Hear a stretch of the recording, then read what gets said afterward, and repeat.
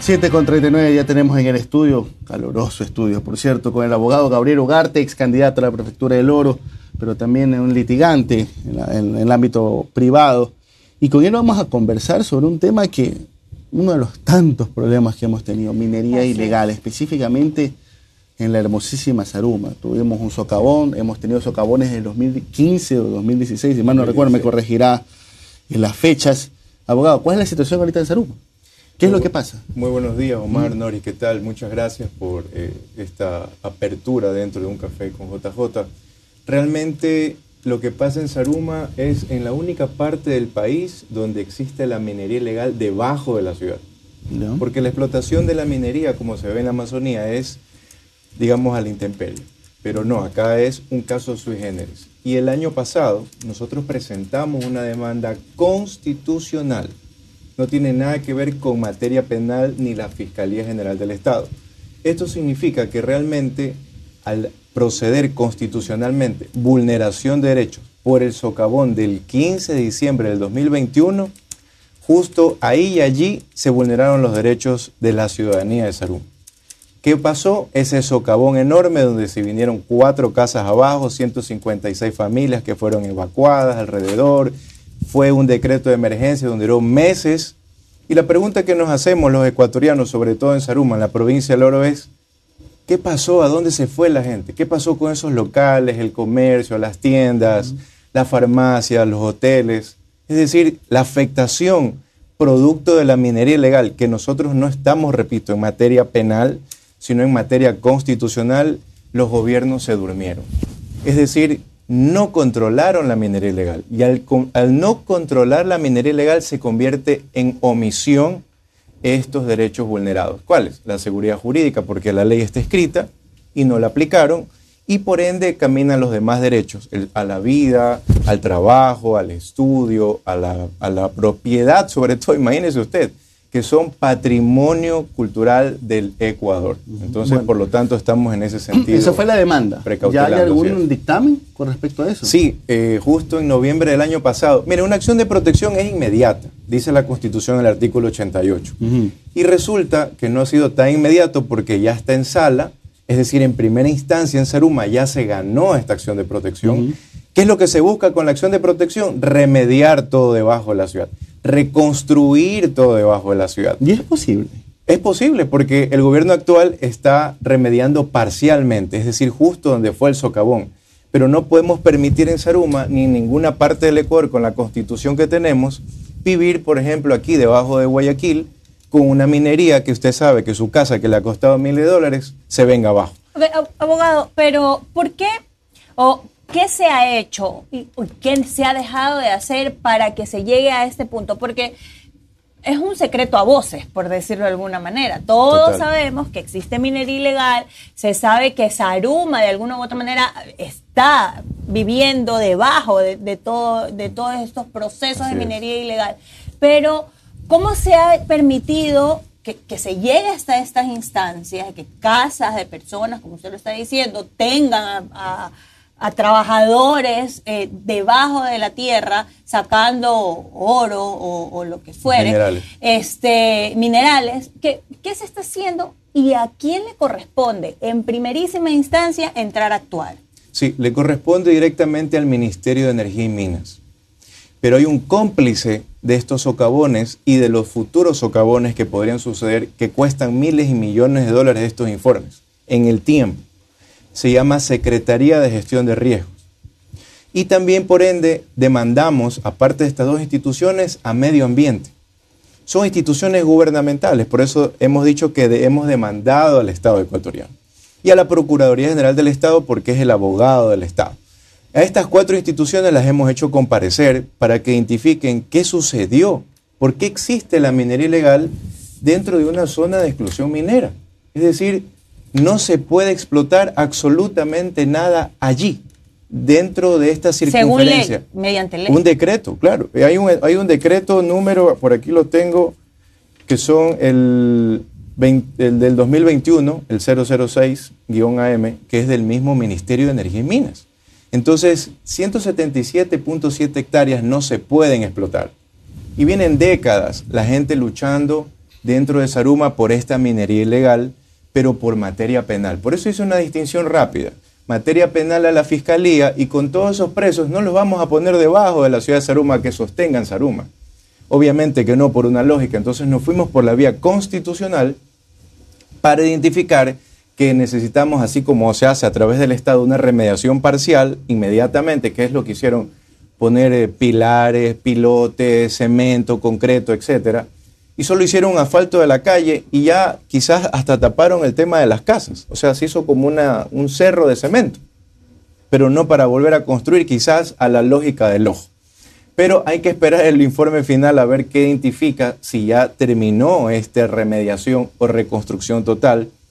Pero nosotros hemos demandado no parcial, sino total, porque los que evacuaron, estos 15 accionantes que demandaron al Estado en conjunto conmigo, que lo hemos hecho totalmente gratis, es decir, pro bono de mi estudio jurídico, realmente identifica la remediación total de los 22.000 habitantes de Saruma, porque las galerías, como se las denomina debajo de la ciudad, la minería, es en toda la zona de exclusión. Entonces aquí no venimos a sancionar, ni a demandar, ni a denunciar a las concesionarias. Eso le corresponde al Estado identificar las concesionarias qué pasó, porque son frontera, vecinas, colindan con la zona de exclusión, es decir, con la ciudad, abrazando a la ciudad de Saruma. Pero nosotros no estamos involucrados en el estudio de eso, porque, insisto, eso es materia penal. A nosotros nos corresponde es demandar al Estado por omisión.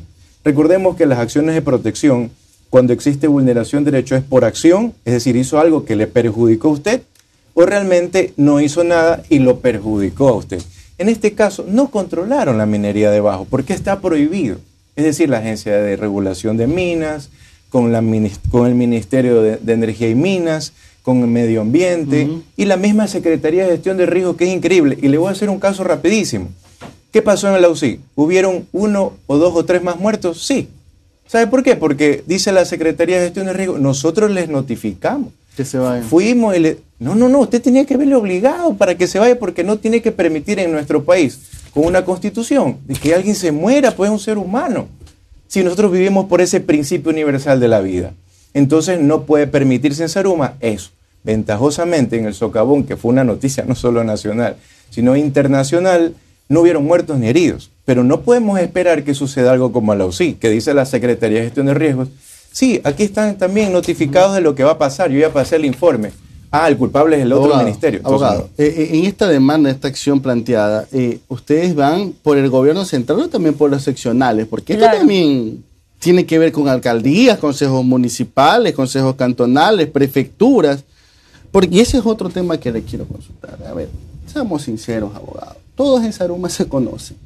Y todos sabemos que, inclusive y lamentablemente, parte de la población de Saruma se lucra de este tipo de actividades ilegales. O sea, trabaja y vive. Trabaja y vive. Es como a veces, es fácil hablar de narcotráfico, pero imagínate la cantidad, la red que la pobreza lleva a que muchas personas se involucren en el narcotráfico. Lo mismo puede pasar con la minería ilegal. ¿Qué está pasando hoy por hoy en Saruma? ¿Siguen las acciones ilegales o ya se ha podido controlar? Lo primero, ¿hasta dónde es el alcance de esta acción planteada? Este alcance es que realmente se reconstruya todo debajo de la ciudad. Absolutamente. Y ganamos primera instancia. Entonces no es que se busca, tú fuiste culpable. Primero se busca la remediación. La primera solución inmediata. Porque queremos salvaguardar la vida y el patrimonio de la ciudad. Pero a partir de eso puede llegar a responsabilidad. Después me invito otra vez y ahí le explico todo, porque eso todavía está un poquito lejos. Necesitamos reconstruir. Y segundo punto de orden. Cuando sacaron este informe de la fuerza, digamos los militares, sacaron un informe de 7 casas que tenían conexiones. 7 casas conexiones con el subsuelo de Saruma, es decir, con las minas. Pero son 22.000 habitantes. Entonces tenemos una mala imagen porque en algún momento el presidente, que toda la ciudad. El presidente lo responsabilizó al alcalde de Saruma y el alcalde de Saruma después le dijo, yo no soy el competente del subsuelo de Saruma. Entonces esa explicación legal es importante. Yo no estoy defendiendo a ninguna autoridad, no he venido para eso, he venido para más bien decir, aquí estamos ayudando es a la población. Claro. Desinteresadamente. Porque Saruma hay que recordar que es patrimonio, ¿no? Exactamente. O sea, empezando por ahí, al ser patrimonio es responsabilidad de los ministerios, o sea, ya no solo del seccional, ahí sale un poquito de eso, ¿no? Pero también cuando hablamos de minería ilegal, detrás de la minería ilegal está el crimen organizado, o sea, no solo en el Ecuador, o sea, es algo que está comprobado a nivel mundial. Detrás de todo acto ilícito e ilegal hay crimen organizado porque de alguna u otra forma hay lavado de activos y un montón de temas al respecto. ¿Qué se está haciendo o qué están haciendo las autoridades, entendiendo el contexto en el que estamos viviendo en el Ecuador, en donde estamos ya con el crimen organizado instalado en el país, para que la minería ilegal no sea otro de los caminos en los que se están consolidando y fortaleciendo? Mire, la Asamblea Nacional, nosotros le presentamos un informe al presidente del Comité de la Mesa de Bioseguridad y Biodiversidad, me parece. Fui especialmente a Quito para entregar esta información de esta acción de protección con todos los elementos de convicción.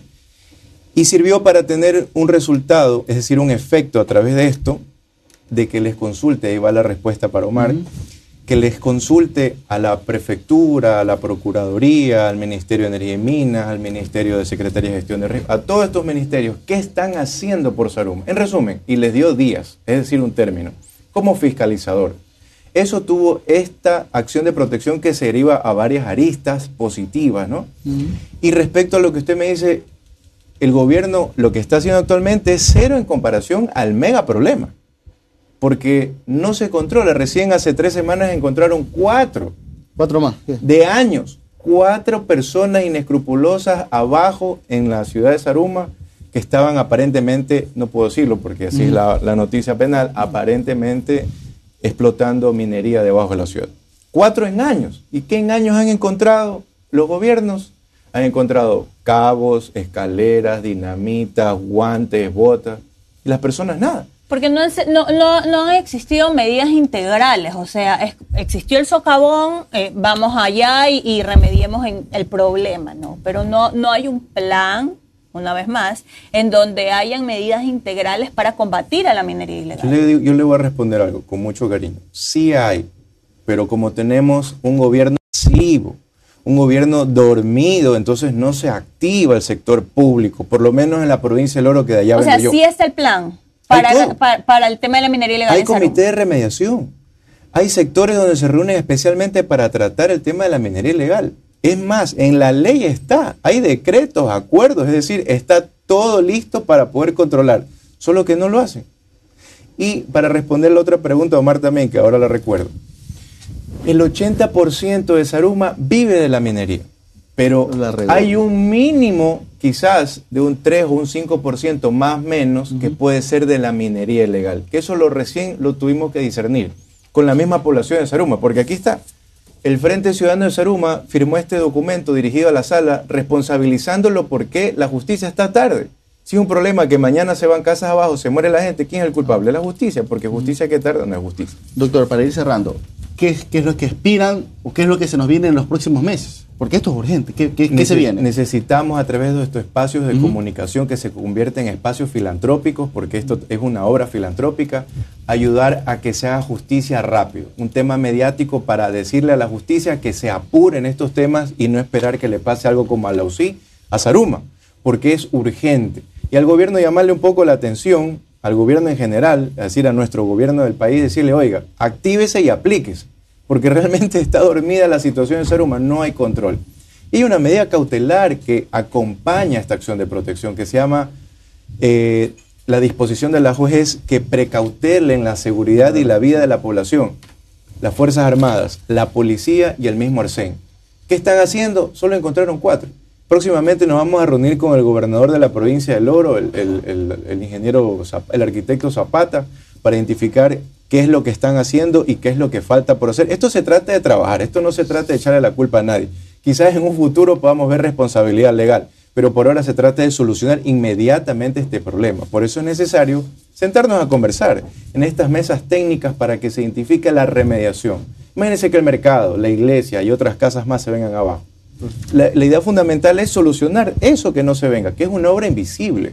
Una obra invisible porque se va a reconstruir abajo y nadie la va a ver. Perfecto. Hemos tenido al abogado Gabriel Ugarte. Muchísimas gracias. Por favor, manténganos informados sobre lo que ocurre en Saruma, este territorio tan hermoso, pero que también...